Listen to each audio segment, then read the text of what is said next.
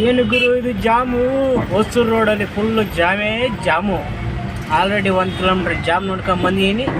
ಇನ್ನೂ ಒಂದು 2-3 ಕಿಲೋಮೀಟ್ರ್ ಇದ್ದಂಗೆ ಐತೆ ಗುರು. ಕಂಟಿನ್ಯೂಸ್ ಆಗಿ ಜಾಮ್. ಈ ರೋಡಿಗೆ ಯಾವಾಗ ಬಂದ್ರೂ ಆಪೋಸಿಟ್ ರೋಡಲ್ಲಿ ಮಾತ್ರ ಫುಲ್ಲು ಜಾಮ್ ಇರುತ್ತಲ್ಲ. ಹೊಸೂರಿಂದ ಇನ್ನು ಎಷ್ಟು ಬಸ್ಸುಗಳು ಬರ್ಬೋದು ಈ ಕಡೆಗೆ ನಮ್ಮ ಕರ್ನಾಟಕಕ್ಕೆ.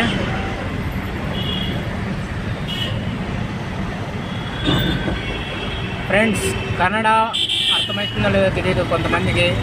బస్సు రోడ్లో ఫుల్ జామ్ బ్రో. ఎప్పుడు వచ్చినా ఇలాగే ఉంటుంది జామ్ అనేది.